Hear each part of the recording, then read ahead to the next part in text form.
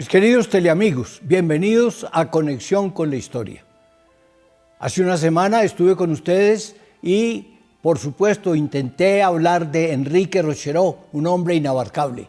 Hoy continúo con ese tema y aprovecho la ocasión para saludar a Iván, quien también me acompañó hace una semana. Enrique Rochereau, ya lo decía hace una semana, un hombre, un militar francés, un hombre que fundó un seminario estando preso en la Primera Guerra Mundial, un hombre que vino a Cartagena como misionero y de Cartagena pasó a Santander del Norte en Pamplona, un hombre que allí en Pamplona trabajó como profesor del Seminario Conciliar. Y allí fue artista, era músico, tocaba violín, pintaba y lo hacía muy bien. Pintaba acuarelas y pintaba también a tinta china, pero de una manera especial profesor en el seminario. Les quiero decir, hablando de él como músico, que en Mutiscua, norte de Santander, fundó en esa época la banda militar, la banda de música de la población de Mutiscua. Bien, entonces hoy quisiera detenerme un poco más en el padre Enrique como lingüista y contarles la labor que hizo con los indígenas y también como escritor, porque el padre Enrique fue un buen escritor. Publicó un libro que se llama Anales de la Colombia, Anales de Colombia. Era como la historia de las fundaciones eudistas que se habían hecho aquí en Colombia. Publicó un libro sobre el padre Enrique Le Breton, un sacerdote francés que se ahogó en Cartagena, ahí en el mar, y era compañero de él. Él le hizo ese homenaje de recordar su memoria. Cuando estaba dando literatura colombiana, porque aceptó dar literatura colombiana, escribía sus notas, que después las tradujo al francés con el libro Vie intellectuelle en Colombie, Vida intelectual en Colombia. Y es curioso que entre esos poemas que él tradujo del castellano al francés, uno es el de Gregorio Gutiérrez González llamado El cultivo del maíz en Antioquia. Y dice uno de sus comentadores, el padre Bernardo Agudelo, que traducir desde el castellano al francés es difícil, pero que traducir desde el antioqueño al francés y hacerlo con propiedad, eso sí es nacer del agua y del Espíritu Santo. De manera que el padre Enrique, en ese libro, al traducir del antioqueño al francés para dar a conocer en Francia lo que era la vida intelectual en Colombia, fue realmente un esfuerzo importante que realizó. Bien, vamos entonces a hacer una pausa para comerciales, pero seguiremos hablando del padre Enrique como artista y ahora como lingüista.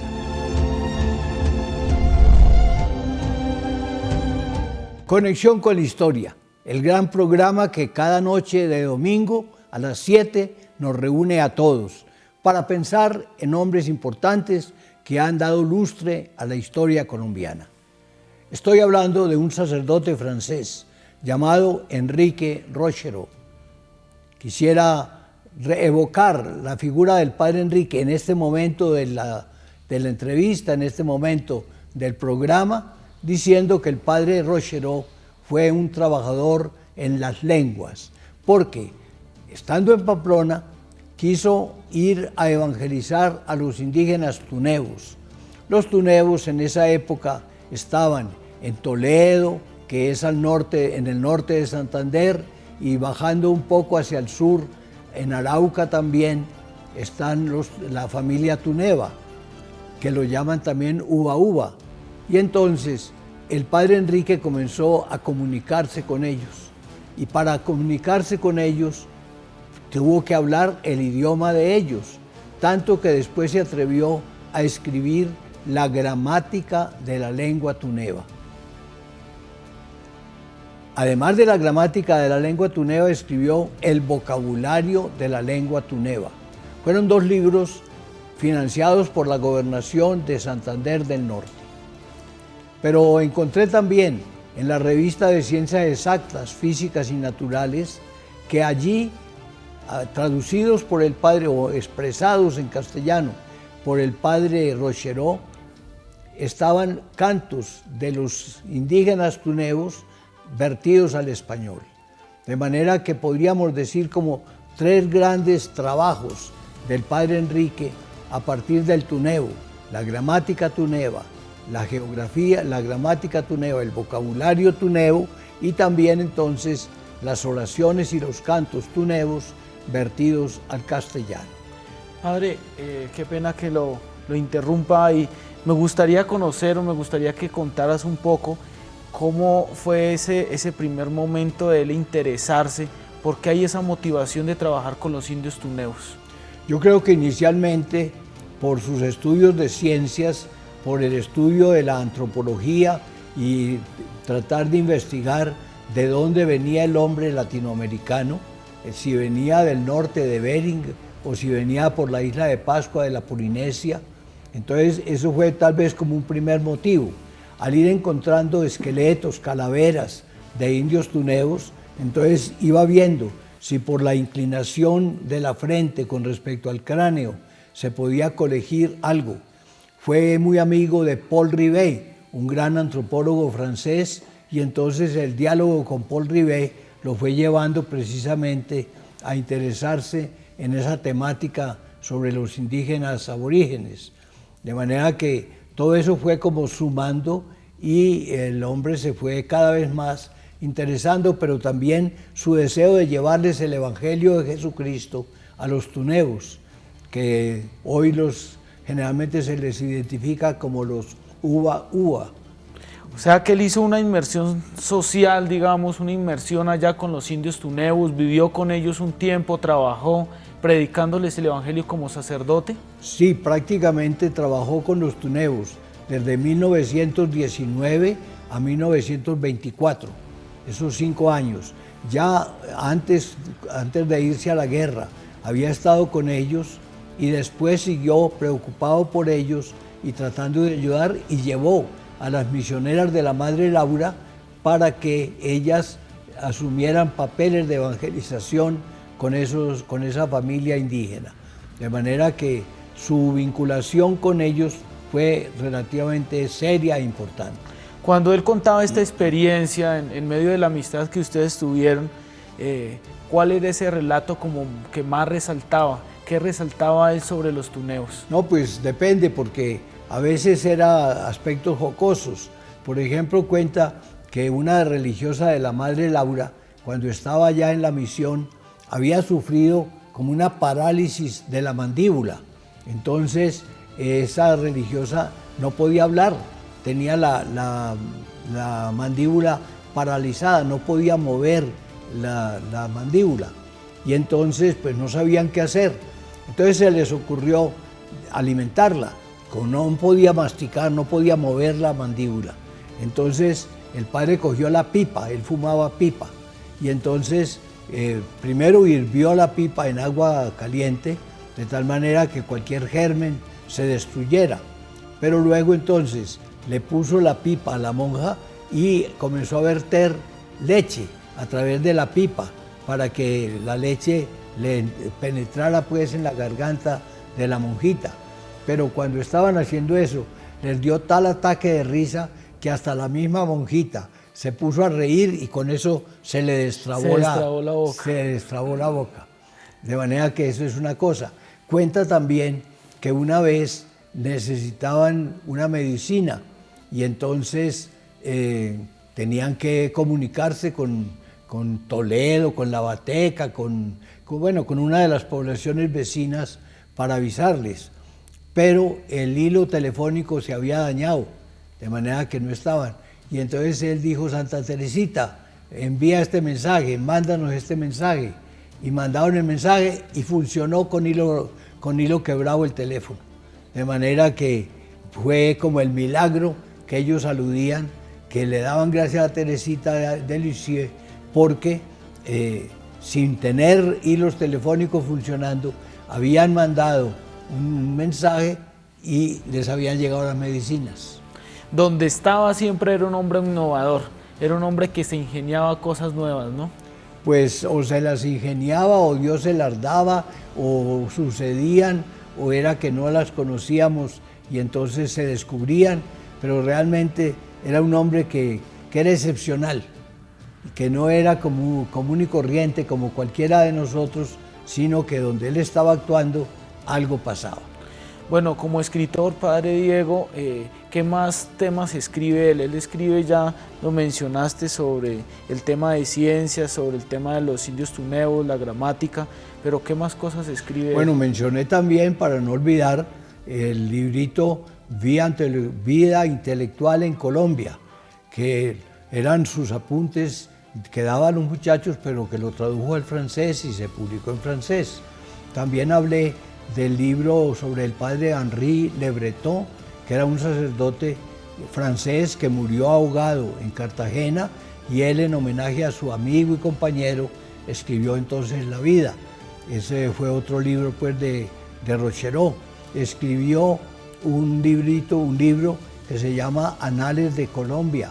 Los Anales de Colombia era la historia de cómo habían comenzado en el país el seminario de Cartagena, el seminario de Pamplona, el seminario de Santa Fe de Antioquia, el seminario de Usaquén, el seminario de Jericó, es decir, los primeros seminarios que ayudaron a fundar los seudistas aquí en Colombia.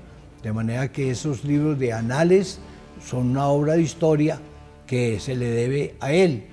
De manera que, y luego muchos artículos de liturgia en una revista que hubo para sacerdotes y se comenzó a publicar en 1947 y se culminó la publicación, no estoy seguro qué fecha precisa, pero más o menos hacia 1960, 62, 64, terminó la publicación de esa revista. El padre Enrique en esa revista, y también en esa revista, Cátedra llamaba, publicó muchos artículos sobre liturgia. Y en otra revista que tuvieron los seudistas, él la había fundado, en 1922 la había fundado, se llamaba Los Sagrados Corazones. Entonces en esa revista había crónicas de familia, había la historia de lo que iba pasando en los seminarios y en las parroquias donde tenían alguna influencia los seudistas, y el genio y el carácter y el estilo de Rochereau pues se nota perfectamente en todas esas publicaciones. Tenía mucha disciplina este sacerdote, padre Diego, para alcanzar a hacer tantas cosas, ¿no? Escribía, era sacerdote, celebraba las Eucaristías, el trabajo en la misión, la formación de los seminaristas. Pero bueno, padre, hay un tema en el que no nos hemos centrado tanto, y es el tema de las pinturas, el tema del ser artista. ¿Qué pinturas conociste de pronto que admiraste de él? Bueno, en el libro que publiqué, ahí hay reproducción de algunas de esas obras. Hay una Última Cena, por ejemplo. Hay un cuadro de Juan Eudes orando ante la Virgen María. Hay un pequeño desfile de indios tunebos. Son obras que se deben a la pluma del padre Enrique Rochereau. De manera que eso como artista.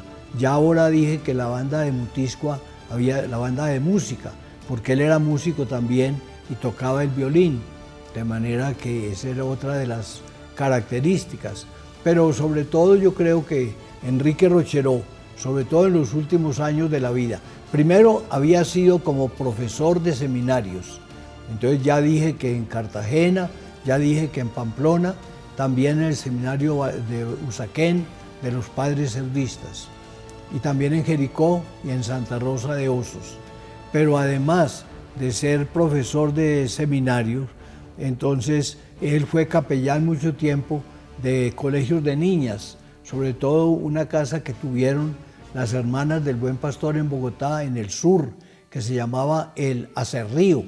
Entonces ahí en el Acerrío, él, y era como el abuelo de todas esas chiquitas, porque era como el papá y el hombre que estaba con ellas, que les organizaba las fiestas, que les hacía, bueno, era un personaje realmente importante. Padre, ¿qué escenarios tuviste la oportunidad de compartir con él, estudiando, o en qué trabajos o en qué labores pudiste hablar con él? Bueno, yo como seminarista lo conocí y alcancé a ver sobre todo diseños de ornamentos, de vestiduras sacerdotales que él hacía, porque antiguamente las casullas que el sacerdote usaba para las misas eran rígidas y eran como una guitarra, y él fue uno de los que comenzó a emplear ornamentos amplios, como muchos de los que ahora se emplean. Pero yo trabajé 2 o 3 veces en el Seminario de Valmaría por pequeñas etapas, porque aunque trabajaba en Cali, me pedían en tiempo de vacaciones que viniera a ayudar aquí en Usaquén.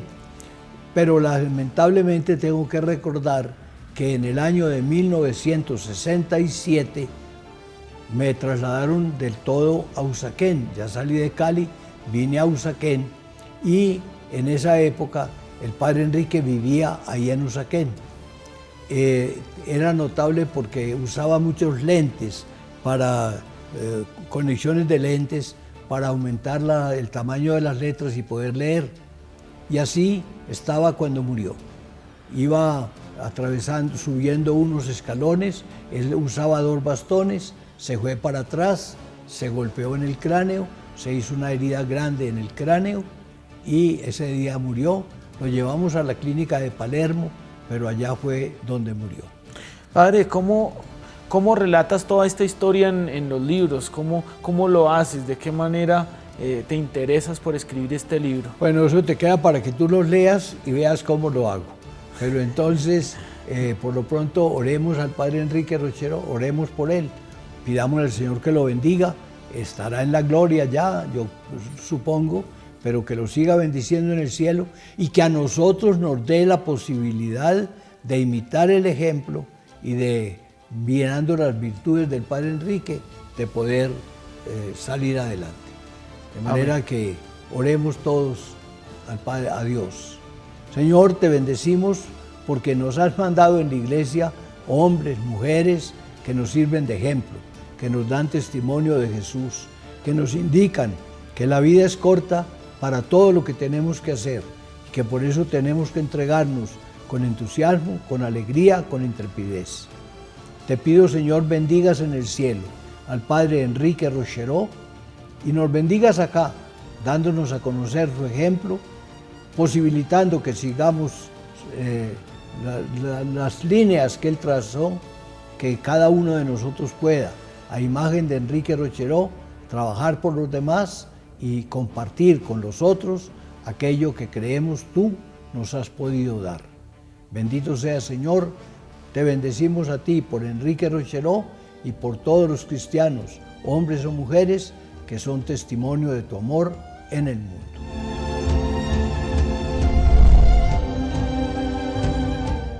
De nuevo, en conexión con la historia, culminando el programa de hoy que hemos hecho sobre el padre Enrique Rochero. Y a propósito, Iván, creo que tú me hiciste una pregunta y yo me salí por la tangente diciendo que leyeras tú, pero ¿te queda satisfecho todo o quieres aclarar algún tema? No, pues es que como joven realmente y todos los jóvenes universitarios estamos llamados a conocer la historia, pero muchas veces nos inquieta qué los inspira a estos historiadores, a estos escritores, a llenarse de energía y sentarse en escribir un libro de una historia. ¿Cómo escribes la historia del padre Rochero? ¿Cuánto tiempo gastas y por qué te inspira tanto escribir esta obra? Bueno, yo pienso que el padre Enrique Rochero, primero el inspirado fue él, porque más que escribir fue realizar las obras. Después el que las admira siente como el deseo de comunicarlas a los demás y entonces toma lápiz y papel y comienza a escribir. Para eso hay muchas maneras, bien sea que encuentre otros escritos que ya están hechos, bien sea que se inspire en personas que conocieron al héroe de que se trata y entonces que narran y él de una manera digital ya por la escritura quiere transmitir eso. Pero creo que escribir es también una pasión. La tuvo el padre Enrique, ya dije todos los libros que escribió, pero yo he podido tenerla. Y eso que me demoré para escribir, porque cuando escribí una vez un librito pequeño, un folleto, sobre grupos de oración, Me encontré con una religiosa que en la calle me dijo, oiga, está muy bueno, ¿por qué no lo publica? Y entonces yo me atreví a publicarlo. Y como empezaron a pedirlo y a pedirlo, entonces yo publiqué otro y otro y seguí publicando. Y digamos que eso me sucedió la primera vez que publiqué esos folletos, eso me sucedió aproximadamente hace 40 años. Y en esos 40 años he escrito hasta ahora 182 libros o folletos. De manera que ha sido para mí también una gracia del Señor y procuro hacerlo de una manera sencilla, sin tener que rebuscarme mucho, sino ir contando de lo que he sido testigo e invitando a la gente a que imite ejemplos o a que lea la palabra de Dios o a que se construya espiritualmente con el ejemplo que otros nos han dado y que sirve para construir una Colombia nueva. Padre, yo creo que vale la pena esta vida del Padre Rochero, que realmente para mí es uno de los mejores libros que has escrito como joven, que me impactó en el momento en que lo conocí. Vale la pena hablarle a las personas que nos están viendo, a los teleamigos, de que si quieren comprar, conocer este libro, acercarse más hacia la historia del Padre Rochero, lo puedan adquirir en la librería Minuto de Dios, cerca a la Universidad Minuto de Dios. Ahí lo pueden encontrar. Realmente es un tesoro y para mí me ha servido como mi motivación, como modelo, como tú me lo dices ahí en la dedicatoria, para tener sueños, aspiraciones, empezar a trabajar por ellos y finalmente lograrlos. Bueno, no sé si todavía quedan libros de esos o deben quedar muy pocos porque hace tiempos lo escribí. Únicamente que recuerdo que en una entidad del Minuto de Dios que llamamos el Agroparque, el doctor Héctor López tomó ese libro y también quiso privilegiar 3 o 4 capítulos de ese libro y entonces le adaptó algo, lo publicó con mi nombre, por supuesto, y bueno, hay ese libro que es un poco mayor y hay uno que es un poco más resumido. Padre, para ir cerrando, yo quisiera hacerle una mención. Creo que tú bautizaste algo del Minuto de Dios con el nombre del Padre, ¿cierto? Bueno, hay una academia que se llama Academia Rochero, que es la que se especializa en el inglés, en francés, en alemán, en fin, en comunicar otros idiomas. Pero de eso, el que quiera, vaya al Minuto de Dios, allá lo espero. A ustedes todos, que Dios los bendiga. Me complace haber estado con ustedes. Que la próxima vez, el domingo próximo, a las 7 de la noche, Conexión con la Historia.